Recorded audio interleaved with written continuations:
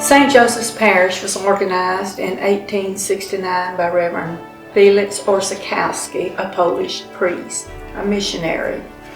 The parish was begun with the arrival of Polish immigrants who had come here to work on the farms that needed help after the Emancipation Proclamation freed the slaves. There had been a program for the slaves called a Freedmen's Program for them to work on the farms, but for whatever reasons it didn't work.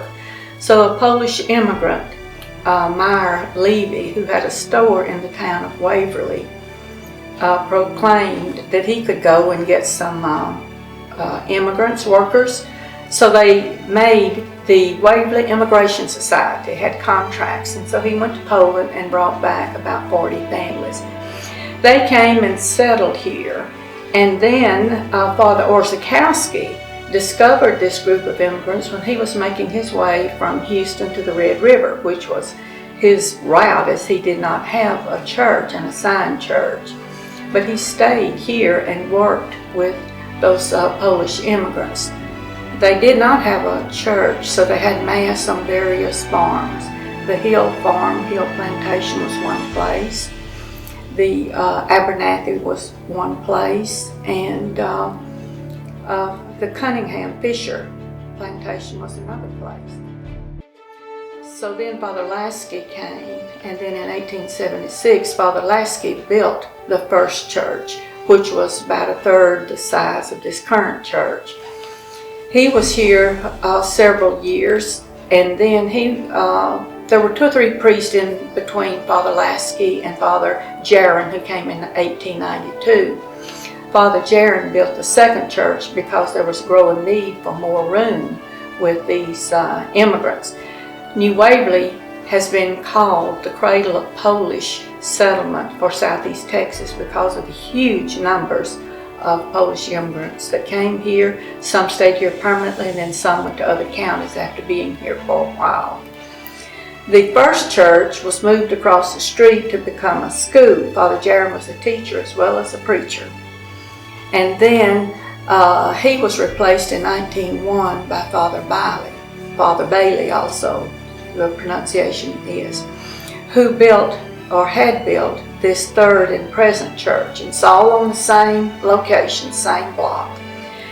And he said to the immigrants, to the parishioners, that this church should be built as an act of thanksgiving to God for having brought them to this great country, for affording them freedom, and for the opportunities that they had here.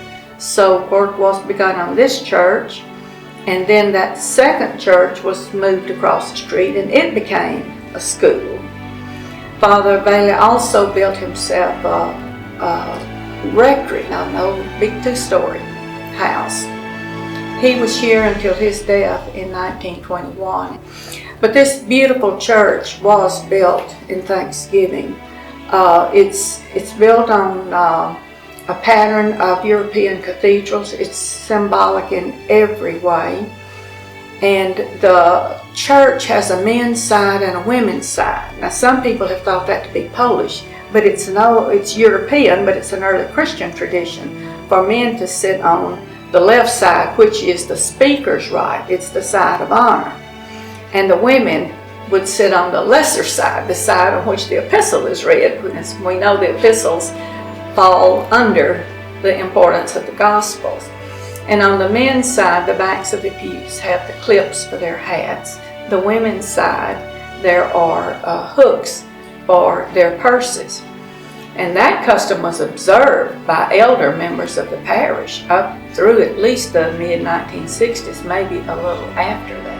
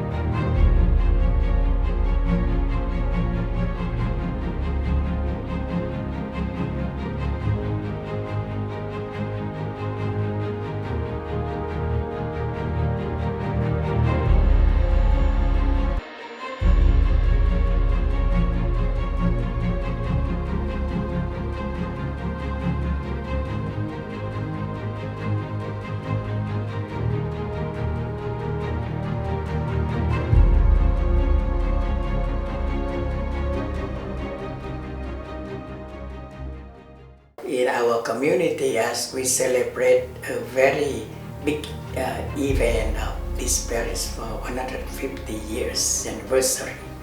So we are grateful to Cardinal, to all people, especially many benefactors to help us to make a restoration of this church building. And now we finish this week. So if you have chance, you can come and see beautiful building with many remarkable things that you can see outside the church, inside the church, that the people with their love to God and they build the church in this parish. So that is wonderful things that we, all the parishioners, we all proud of it and enjoy. And now I can say 40% of our parishioners are Hispanic.